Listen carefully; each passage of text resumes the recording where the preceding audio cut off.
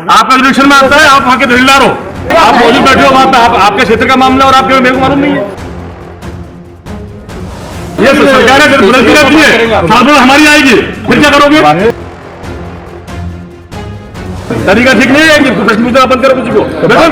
करो क्या? नमस्कार, बहुत स्वागत है आपका। मैं हूं दिलीप मिश्रा और आप देख रहे हैं टाइम्स एमपी। देवास जिले के सोनकच्छ विधानसभा क्षेत्र के ग्राम चौबारा धीरा में विकास यात्रा के दौरान पुलिस और प्रशासन का तानाशाही रवैया देखने को मिला। एक पंच को धारा 151 के तहत महज इसलिए जेल भेज दिया गया कि उसने विकास यात्रा के दौरान पूर्व विधायक राजेंद्र वर्मा से अपने वार्ड में पानी की समस्या पर सवाल उठा दिए। इस बात को लेकर तहसीलदार को ज्ञापन देने गए कांग्रेसियों ने जमकर हंगामा किया। युवा कांग्रेस के राष्ट्रीय महासचिव मनीष चौधरी की तहसीलदार जितेंद्र वर्मा से जमकर बहसबाजी हुई। मनीष चौधरी ने तहसीलदार को खूब खरी खोटी सुनाई।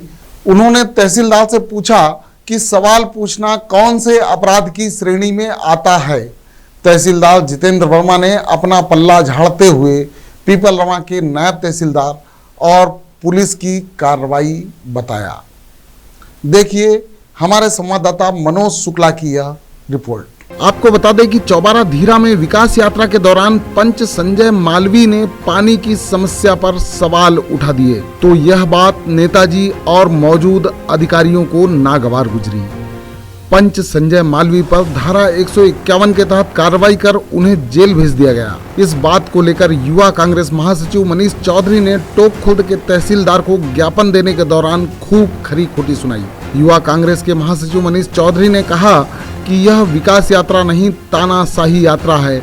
उन्होंने पंच पर 151 की कार्रवाई करने वाले अधिकारियों पर कार्रवाई करने की मांग करते हुए कहा कि लोकतंत्र में इस तरह की दमन की नीति नहीं चलने देंगे। उन्होंने कोर्ट जाने की बात भी कही। वहीं तहसीलदार जितेंद्र वर्मा ने कहा कि धारा 151 की कार्रवाई का मामला उनके संज्ञान में नहीं था। मामला बनाकर पीपलरवा थाने भेजा गया था, जहां नायब तहसीलदार द्वारा कार्रवाई की गई। उन्होंने माना कि ऐसी कार्रवाई करने से पहले उनके पहलुओं को देखा जाना चाहिए। तहसीलदार इस मामले में अपना पल्ला झाड़ते नजर आए। संगठन का होना चाहिए मोहल्ला में, संगठन का मोहल्ला में विधायक कौन सी पार्टी का करेंगे मैं मान रहा हूँ। एक मिनट, आप मौजूद वहाँ पे हो या नहीं हो, उसके बावजूद भी कराई हो रही है। आप थोड़ा तो बनो यार, थोड़ा सा रक्षा करो यार। कुछ सोनपुर थाने से बोल रहा ये सरकार है, बुलंदी रहती है, साल हमारी आएगी, फिर क्या करोगे?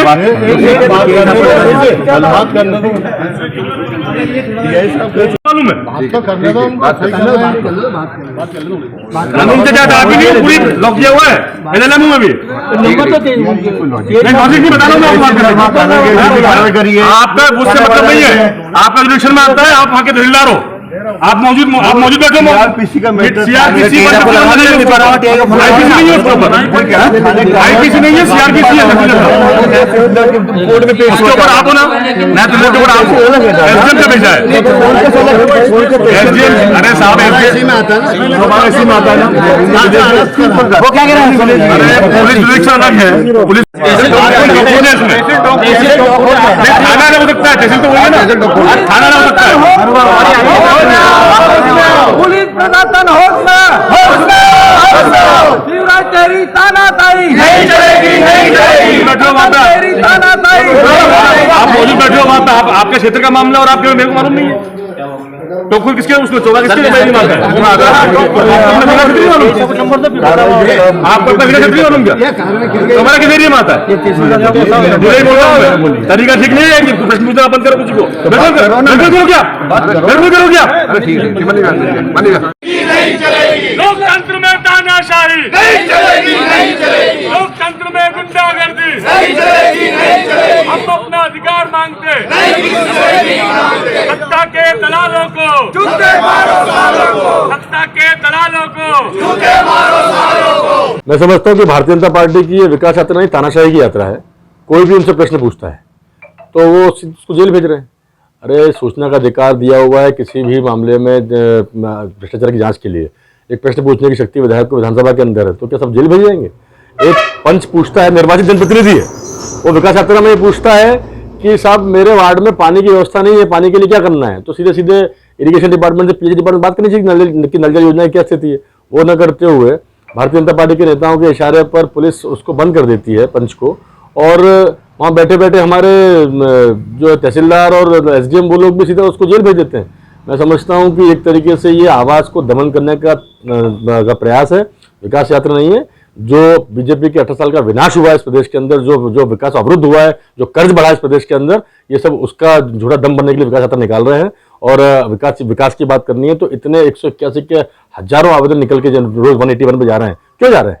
क्योंकि विकास नहीं हो पाया है। हमारे सरपंच उस पंच ने बात करी, मैंने पूछा तहसीलदार साहब से, मेरी बात टीए साहब से फोन पर उन्होंने करवाई कि ये तो बता दें कि प्रश्न पूछने पे 151 बंद कैसे कर दिया गया।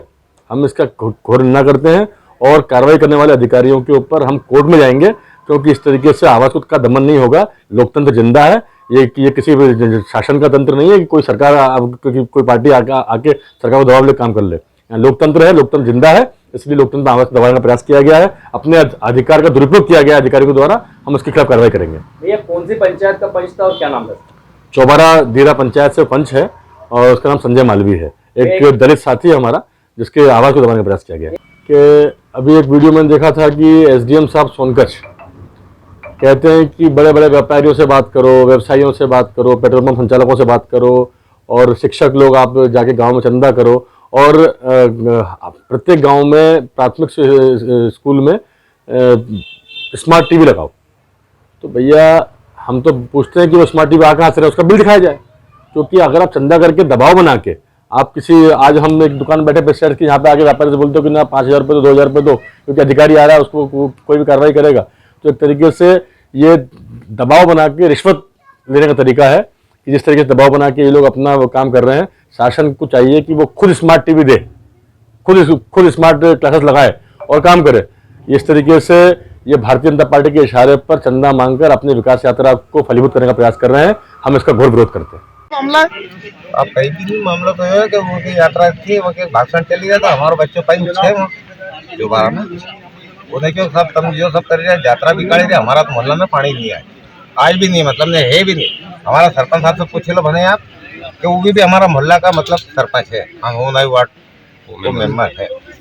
अब हमारा जिस वार्ड में सरपंच है उसी वार्ड का पंच आपका पालक है। हाँ सर। चौबारा में विकास यात्रा कल स्टार्ट हुआ है जी। विकास यात्रा चल रही थी, उसमें किसी व्यक्ति ने कोई क्वेश्चन पूछे थे, तो उस वक्त उनको समझाया देकर कि क्वेश्चन का आपको आंसर दिया जाएगा, वो बैठा दिए थे। बाद में फिर वो जो यात्रा का समापन हुआ, उसके बाद उस व्यक्ति के साथ कोई पुलिस के द्वारा कोई कार्रवाई लिखा पड़ी की, वो मेरे उस टाइम संज्ञान नहीं आया। मुझे आज प्रमाण प्राप्त हुआ कि ऐसी कोई घटना हुई है, 151 कार्रवाई की गई है। और चूंकि हम लोग आगे बढ़ गए थे तो उस टाइम मेरे सामने परिलक्षित नहीं हुआ था। आज मुझे पता चला तो मैंने उनसे पूछा आरटीआई हिसाब से कि आपने तो से 151 कार्रवाई हमने की उसमें, कि वो जो भी घटना होने की संभावना को देखते हुए, और उनके द्वारा उस इस्तेगासे को पीपलरावा के नायब तहसीलदार जी को भेजा गया जो सोनकच से बैठते हैं। और उनसे ये पूछा मैंने कि वो पीपलरावा क्यों भेजा, तो उनका कहना है कि थाना क्षेत्र अनुसार वो गाँव पीपलरावा थाने में आता है और पीपलरावा के जो एग्जीक्यूटिव मजिस्ट्रेट वहाँ के नायब तहसीलदार होते हैं, इसलिए उनको वहाँ भेजा। और इस कारण से उन्होंने इस तरह मेरा नहीं भेजा। यदि मेरा भेजा होता तो मुझे कल ही संज्ञान आ जाता। नहीं सर, जैसे कि नायब तहसीलदार साहब तो वहाँ पे संज्ञान में है उनको, और बंदा आज मतलब कि मान के चलो 24 घंटे एक जेल के अंदर आम नागरिक रहता है, तो क्या महसूस कर रहा हो, उसके बारे में आप क्या संदेश देंगे? जाहिर है कोई भी व्यक्ति इसको जेल भेजा जाता है तो उसको कैसे महसूस होता है, हम समझ सकते हैं कि जाना किसी को पसंद नहीं है। और इस्तेगासा पेश होने के बाद मजिस्ट्रेट को सारी बिंदु की जांच स्वयं देखनी होती है और जो कार्रवाई वैधानिक को करना चाहिए। और उनके जुडिशियल क्षेत्र उन्होंने जो किया उसमें मैं टिप्पणी नहीं कर सकता, लेकिन ये मेरा मानना है कि हमेशा चीजों परिस्थितियों को दृष्टिगत रख के कार्रवाई करना चाहिए। ये सबसे बात उन्होंने कहा कि वो जो धारा लगा 151 वो किसी संज्ञेय अपराध को घटित होने की संभावना को देखते हुए किया, तो उनका एक आशंका मानते अपन समझ सकते हैं।